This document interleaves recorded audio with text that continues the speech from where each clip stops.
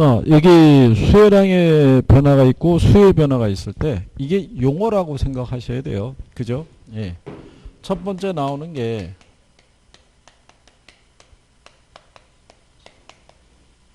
수혜량의 변화인데요. 이 변화를 가져다 주는 요인이 있죠. 예, 이게 해당 재화에 이게 변해서, 그죠? 근데 여기서 요거를 요렇게 수식해서 쓸 수도 있어요. 가격이 변해서.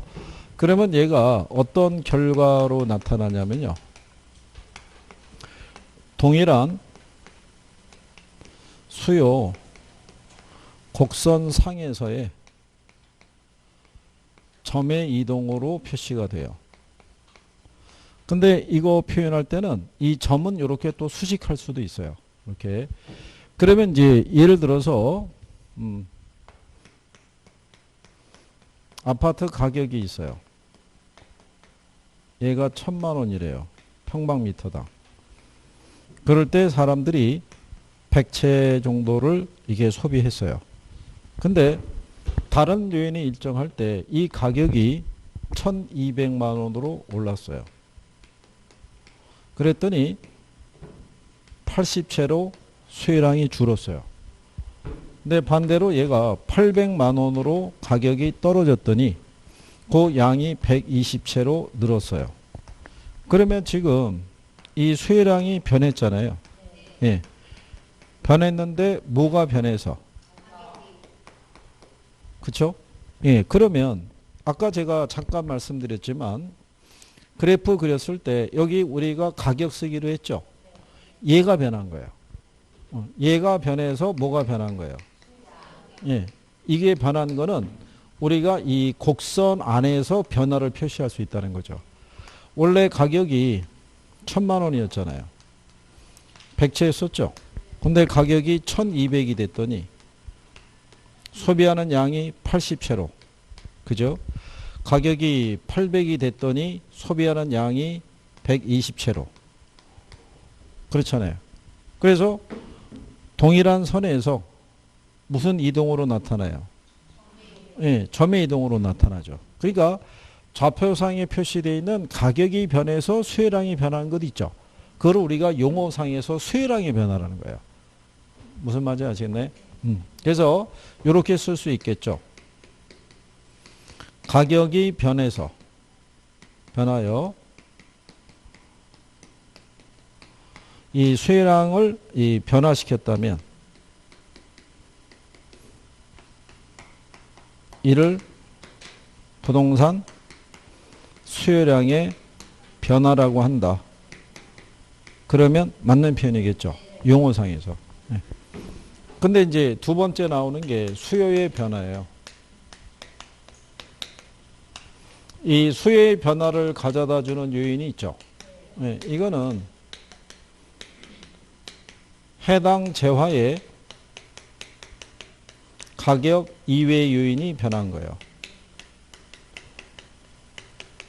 이거를 수식해서 그냥 가격 이외의 요인이 변화했다. 이렇게 쓸 수도 있죠. 그러면 결과로 나타나는 것은 수요 곡선의 이동으로 나타나는 거죠. 그죠? 그러면 여기 아파트 가격이 1,000만 원이에요. 평방미터당. 100채를 소비하고 있을 때 얘가 120채로 늘어날 수도 있고요. 80채로 줄어들기도 해요. 그러면 뭐가 변한 거예요? 네, 수혜량이 변한 거예요. 근데 얘는 불변이에요. 그러면 얘가 아닌 뭔가 다른 애가 변한 거예요.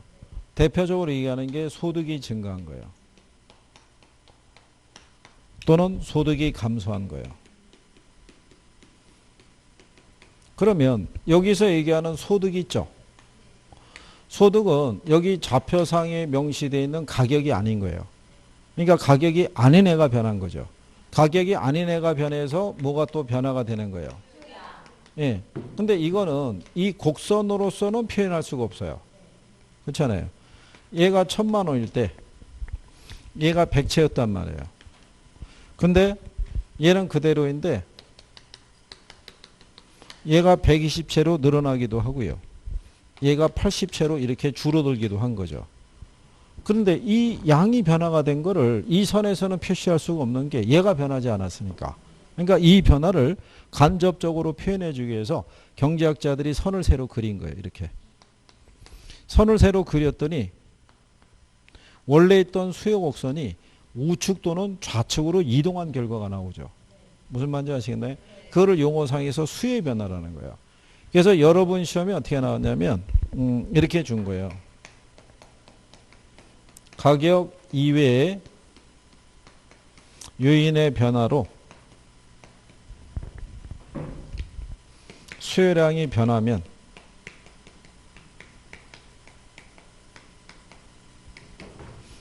수요 곡선이 좌측 또는 우측으로 이동한다고 이렇게 준 거예요.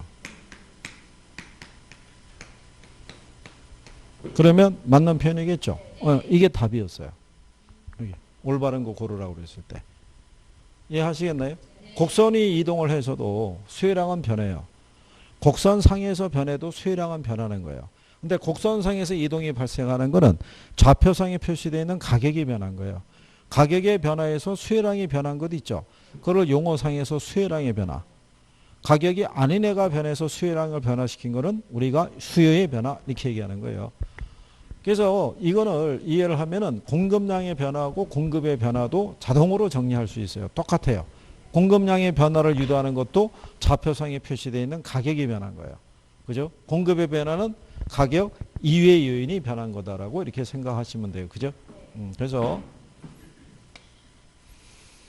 그러니까 여기는 외우면 안 되고요. 이해를 하셔야 돼요. 이해를. 근데 처음에 들으면 낯설어요. 그죠? 평상시에 뭐 내가 이걸 구별을 하고 살았냐면 그렇지는 않은 거예요. 그죠? 예. 여러분들이 이거 배우셔가지고 댁에 돌아가셔갖고 옆집 여자 불러다 놓고 수혜량이 변하고 수혜 변화를 알아? 이렇게 물어보면은 당연히 삐질 거 아니겠어요. 그죠? 우리 새신랑도 오늘 배워갖고 들어가갖고, 그지? 신부에게 수혜량이 변하고 수혜 변화에서 생각해 본 적이 있어. 이러면 또 난리 나는 거예요. 오늘 저녁 밥도 없을 수 있는 거예요.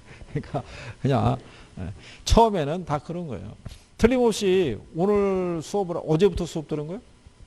오늘부터? 오늘 이제 수업 듣고 가면 어땠냐고 물어볼 거라고. 그러면 이제 딱 한마디 해줘야 돼. 해볼 만해. 이렇게 얘기해 줘야지. 어려울 것 같아. 이러면은, 큰일 나는 거예요. 어쨌든 간에 해봐야 돼요. 그러면 이제 새신랑은 배전의 노력을 해야 된다고. 들어가서 여유 시간에 그걸 봐야 된다고. 그러면서, 그 신부에게도 얘기를 해야 돼. 아이, 육아도 도와주고 막 그래야 될 거 아니에요. 애 볼 때. 근데, 그걸 봐주기도 하면서 이거 합격하려고 그러면 조금 시간 투자는 해야 될 것 같다. 그거는 좀 양해를 좀 해달라라고 얘기하고 파야 된다고. 그리고 주말에는 아기 때문에 조금 힘들면은 도서관 가서라도 정리해야 되는데 요즘 도서관 가기 쉽지 않으니까 어쨌든 간에 본인이 시간을 쪼개 갖고라도 해야 된다고. 그래갖고 올해 뭔가 보여줘야 되잖아. 깔끔하게. 그렇잖아요. 아니 그게 나중에 여러분은 그런 생각 안 해보셨나요?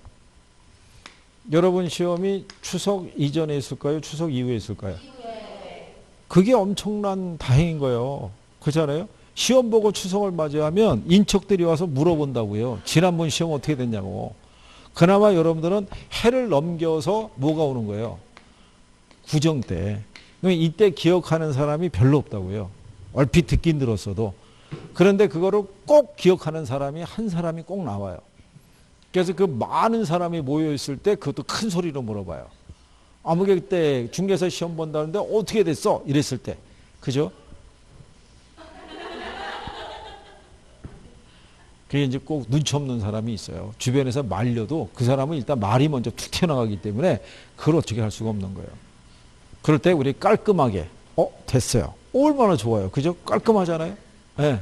그러니까 그렇게 마무리할 수 있도록. 자, 수혜량이 변화하고 수의 변화는 구별할 수 있으시겠어요? 예. 그러니까 이거 정리해 두셔야겠고요. 그 다음에 이제 그 밑에 가면 수요 변화 요인이라고 있어요.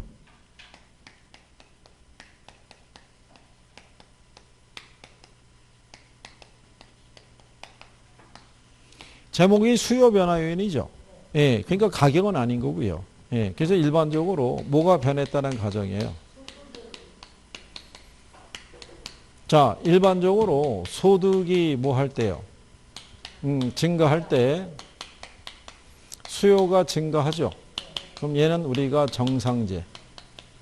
수요가 감소하면 예, 열등제. 그 다음에 이 수요가 불변이면 중간제라고 얘기하죠.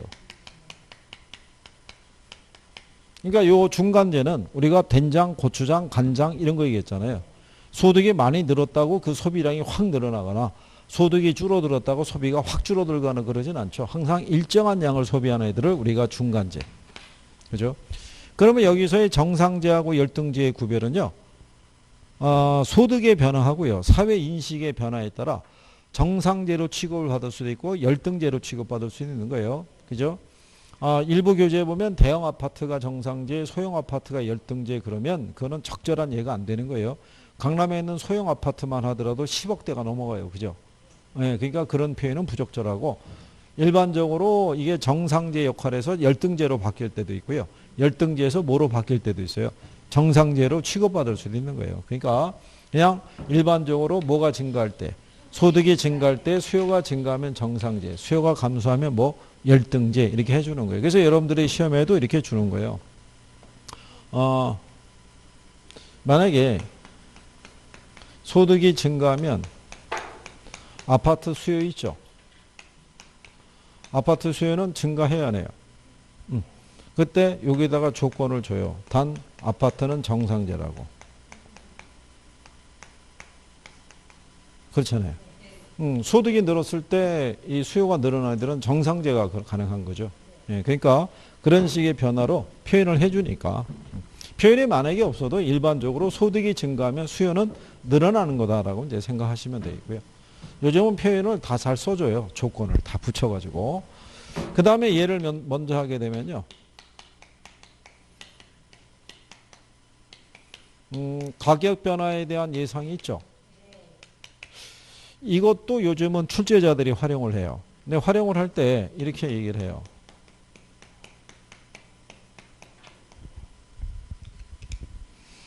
아파트 이 가격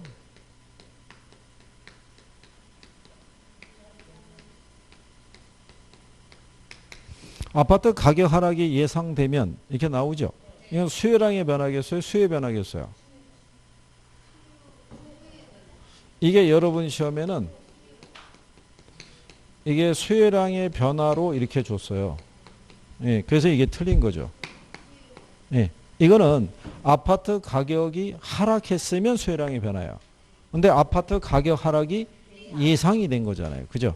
그러니까 이게 수요량의 변화가 아니라 수요 변화 요인에 해당이 되는 거예요. 그죠? 그러면 아파트 가격 하락이 예상이 되죠. 그럼 수요는 어떻게 돼요? 늘어나요? 줄어들어요? 수요는 감소한다고요. 이게 자 우리가 이렇게 간다고 했을 때요. 여기가 후택이잖아요. 이 후택의 이후로는 부동산 시세가 계속 떨어진다고요. 그러니까 이 사람들은 이 시점에서 안 산다고요. 가격이 떨어질 조짐을 보이면 이게 바닥을 찍었을 때 살라고 그런다고요. 그러니까 가격 하락이 예상이 되면 수요는 감소하는 거예요. 근데 반대로 여기가 회복기잖아요. 회복기 이후로는 시세가 계속 올라가죠. 그러니까 지금 안 사면 손해인 거예요. 더 오르기 전에 사두는 게 유리하죠. 그러니까 가격 상승이 예상이 되면 수요는 늘어나는 거예요. 무슨 말인지 아시겠죠? 그러니까 요건을 잘 구별하시는 게 필요한 거예요. 그죠? 예. 그래서 이제 그 가격 변화에 대한 예상을 했고요. 수요 변화에 대해서는 가장 많이 물어보는 게 그 관련제와의 가격 변화라고 해놨죠. 예. 걔들을 이제 지문상에서 잘 활용을 해요.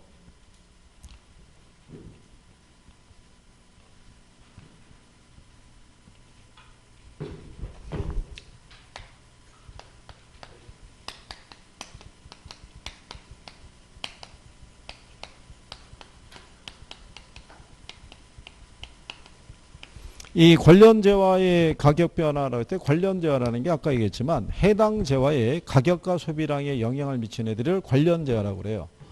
그래서 제일 먼저 나오는 게 대체제예요. 그러니까 대체재라는 건 대체할 수 있는 재화예요. 그러니까 여기 보시면 관련 재화가 있고요. 그 다음에 무슨 재화가 있을 때, 예, 해당 재화가 있을 때, 얘가 이렇게 두 개의 재화는 등호가 들어가요. 그러니까 얘를 소비하든 얘를 소비하든 우리가 얻는 효용의 크기가 서로 동일하다고 얘기하는 거예요. 두 개가. 그래서 이제 얘네 우리가 표현할 때 우리나라 속담 기준하면 꽁 대신 닭이라고 그랬죠. 예, 꽁고기나 닭고기나 육수 내면 맛은 비슷하다는 얘기죠. 예, 그러면 예, 요게 이제 요렇게 얘기를 하는 거죠. 자, 여러분들이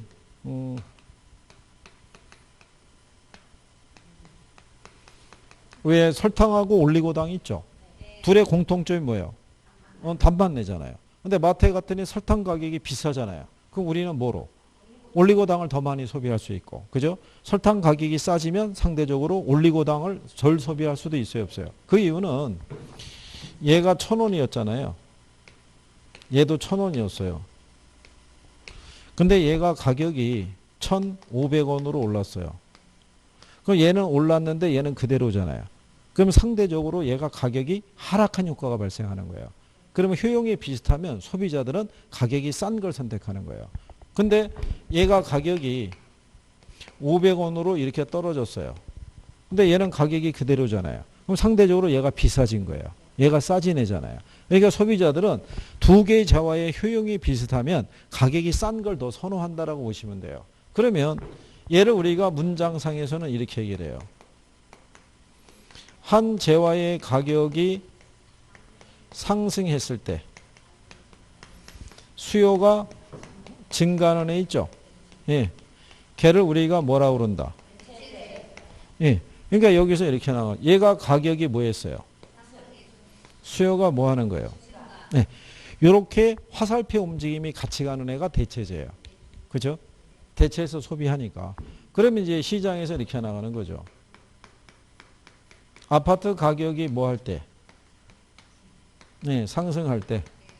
단독주택의 수요가 증가하였다면 둘의 관계는 대체재라고 할 수 있다. 이거를 이제 수치를 집어넣어서 얘기하는 거예요. 어떻게 해주냐면 아파트 가격 또는 임대료가 10%가 뭐 했을 때? 상승했을 때 단독주택에 대한 수요량이 예를 들어서 5%가 증가하였다면 이때 아파트와 단독주택은 무슨 관계라고 할 수 있느냐? 대체재. 이런 식으로도 문제 주는 거예요. 표현을 할 때. 이해하시겠나요? 네, 이런 내용이에요. 그래서 움직임이 같이 가는 애. 그러면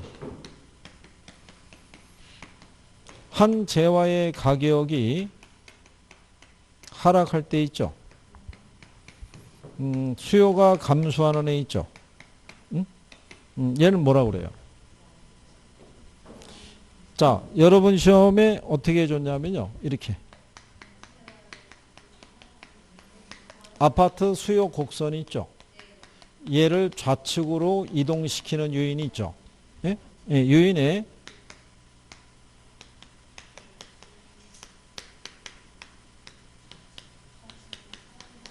대체주택 가격의 하락이 있죠.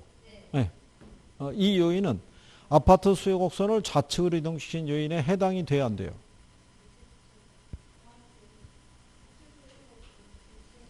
자, 우리가 뭐라고 그랬어요? 한 재화의 가격이 상승할 때 수요가 늘어나면 대체재라고 그랬죠. 근데 한 재화의 가격이 하락하죠. 그때 수요가 감소하면 역시 대체재라고요. 그러면 여기도 이거잖아요. 대주택 가격 하락했죠? 그럼 얘도 줄어이죠. 그렇잖아요. 대체주택이라고 그랬으니까. 그 맞는 표현이죠. 좌측으로. 감소시킨 요인이니까. 그러니까 이렇게 해도 표현을 해서 실전에 나온 거예요. 그죠? 그러니까 어떤 애 가격이 상승할 때 같이 소비가 늘어나면 대체재예요. 걔를 대신, 생각해 보세요. 얘가 가격이 상승했으면 얘 수요량은 줄을 거 아니에요. 그럼 상대적으로 가격이 싼 얘 소비가 늘어나는 거예요. 무슨 말인지 아시겠죠? 이해하시겠나요? 그래서 이렇게도 나왔던 적도 있어요. 아파트와 단독주택이 대체재라고 가정할 때 아파트 가격이 상승하죠. 네, 그러면 단독주택의 수요는 증가하고 가격은 상승하는 거예요. 다 화살표 방향에 같이 가는 거예요. 얘가 상승하면 단독이 있죠. 예, 단독주택에 대한 수요 증가하고요. 얘가 수요가 증가하니까 단독의 가격이 상승할 거 아니에요. 그래서 한재와의 가격의 움직임에 대해서 같은 방향으로 가면 대체제예요. 무슨 말인지 아시겠어요? 같은 방향으로 가면. 요게 이해가 딱 돼야 돼요. 이해가 돼야 어떤 형태의 지문이 나오든지 간에 여러분들이 문제를 풀어갈 수 있다고요. 그러니까 여기로 외우면 안 돼요. 왜냐하면 물어보는 패턴이 다양하잖아요. 그러니까 뭐 어떤 식으로 외워서 접근하려고 그러겠어요. 그죠? 그래서 이게 부동산 학개론이 암기를 위주로 공부하면 실패해요. 암기를. 그죠? 물론 필요한 거는 저희가 글자 따갖고 뭐 가유순조는 뭐 이런 식으로 해주잖아요. 근데 가만히 보면은 암기하라는 게 아니라 흐름을 알려드리는 거예요. 그렇게 해서 나오니까. 그러니까 그런 거 위주로 정리하시는 게 필요하죠. 그 다음에 이제 보완제라고 있죠. 자, 보완제라는 것은요. 관련 재화가 있고 무슨 재화가 있으면요. 예, 얘는 이렇게 되는 거예요. 플러스로.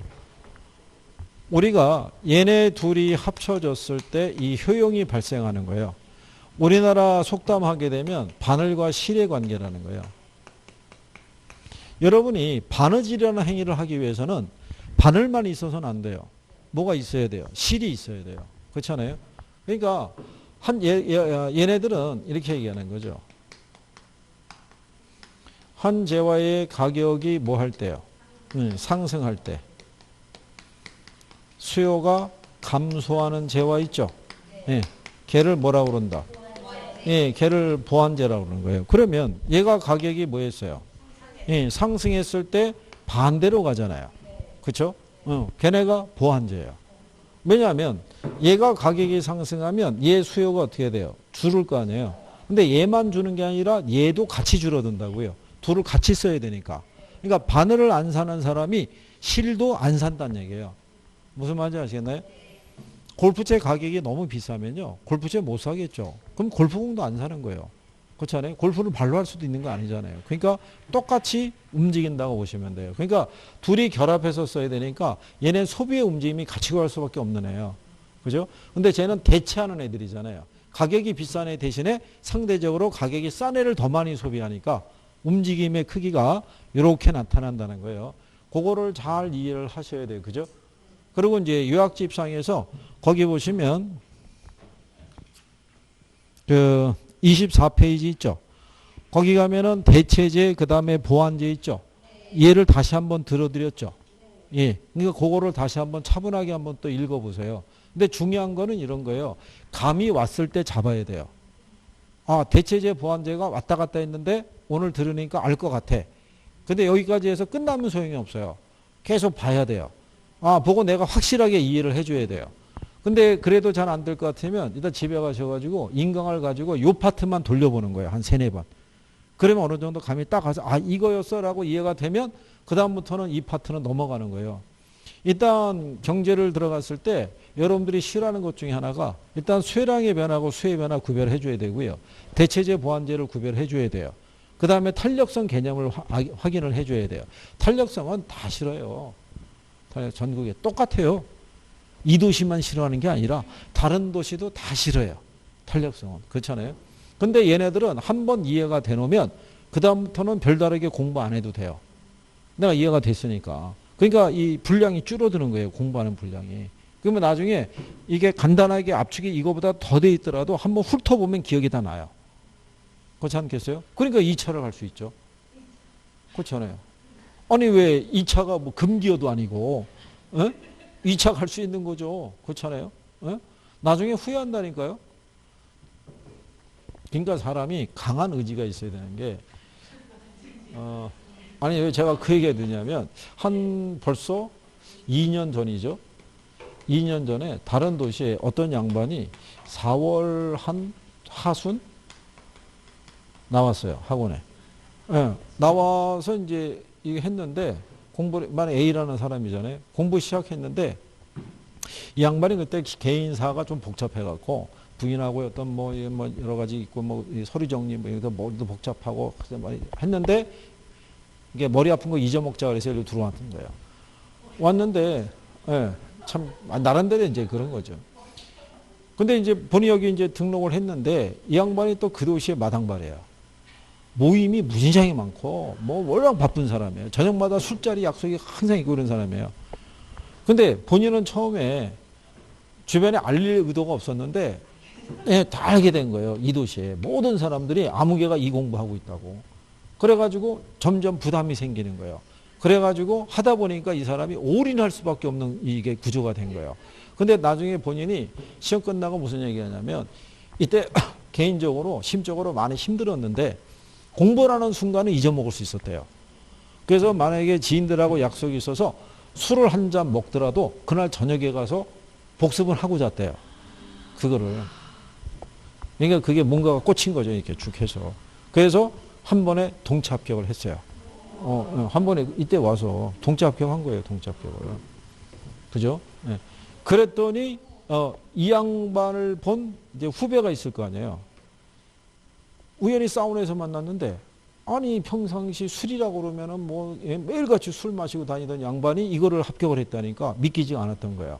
그러니까 무슨 생각이 들었겠어요? 네가 하면 나도 할 수 있겠지. 이래갖고 들어온 거예요. 후배는 지금 2년 차에 접어들었어요. 그게 근데 또 왜냐면 이 후배는 또 사업장이 여러 개예요. 예, 바쁜 사람이에요. 근데 이 사람도 바쁜 사람인데 됐으니까 자기도 될 줄 알고 들어왔는데 그게 안 된 거예요. 그죠? 그래서 사람마다 조금 더 절박함이라든가 이걸 갖고 그리고 한번 생각해 보세요. 이번에 여러분들이 이 국가고시에 도전을 한 게 여러분 인생에서는 이게 마지막 도전일 수도 있는 거예요. 이 시험이 끝나고 나면은 뭐 새로운 자격 시험에 도전하겠냐고요. 그죠? 그러니까 깔끔하게 마무리할 수 있도록 그죠? 기운들 내시고 날은 조금씩 더워가더라도 그죠? 우리의 파워는 더 높아질 수 있는 거예요. 극복할 수 있고. 그리고 선생도 강의할 때요. 여러분들이 포기하지 않고 열심히 하겠다 그러면 선생도 포기하지 않아요. 예? 같이 맞춰준다고요. 어떻게 하면 내용을 하나라도 정리해서 포인트를 잘 잡아서 점수를 딸 수 있게끔 유도를 해준다고요. 기운들 내시고 그렇죠? 네. 그리고 오늘 뭐 세실량은 어때? 들어보니까 이거 해볼만 해? 처음은 다 그런 거예요. 근데 본인이 그렇게 얘기해야 돼. 집에 가서 그런 식으로 잘 모르겠어 이런 게 아니라 안 돼도 해야지 뭐 이런 식으로 일단 그 신부에게는 뭔가 강한 신뢰를 줘야 된다고. 내보내는데 갔다 와가지고 고개를 갸우뚱하거나 그러면 뭐를 해도 똑같다는 생각을 할 거 아니야. 그러니까 처음에 했을 때 강하게 어필하라고. 강하게. 그러면서 그 다음부터는 본인의 피나는 노력이 있어야 되지. 열심히 하면 돼. 용어 다 생소하지 뭐. 안 들어봤네. 그러니까 얘기한 대로 인강을 한번 한 번에 다 듣기 힘드니까 그 파트만 먼저 한번 이렇게 보라고. 그래서 조금씩 적응해 보면 되고 안 되는 거는 밑줄 쳐가지고 갖고 와서 자꾸 물어보라고. 많이 물어보면 실력이 빨리 올라가는 거예요. 갭을 메꿔야 되니까. 기운 내고.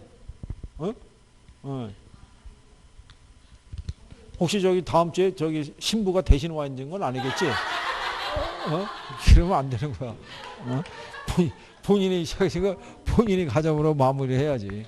그렇게 하고. 자, 어쨌든 간에 자, 여기까지 한 부분에 대해서 다음 주는 우리가 공급부터 하실 거예요. 그럼 다음 주는 경제가 끝나고요. 시장론으로 가게 돼요. 그죠? 왜냐하면 지금 우리 나간 분량이 기본서로 따지면 거의 뭐 7, 80페이지 뭐 이 정도 나간 분량이니까요. 요약집으로 하면 그렇게 돼요. 그렇게 보시고 자, 오전 수업은 여기까지 하겠습니다. 고생했습니다. 수고했습니다.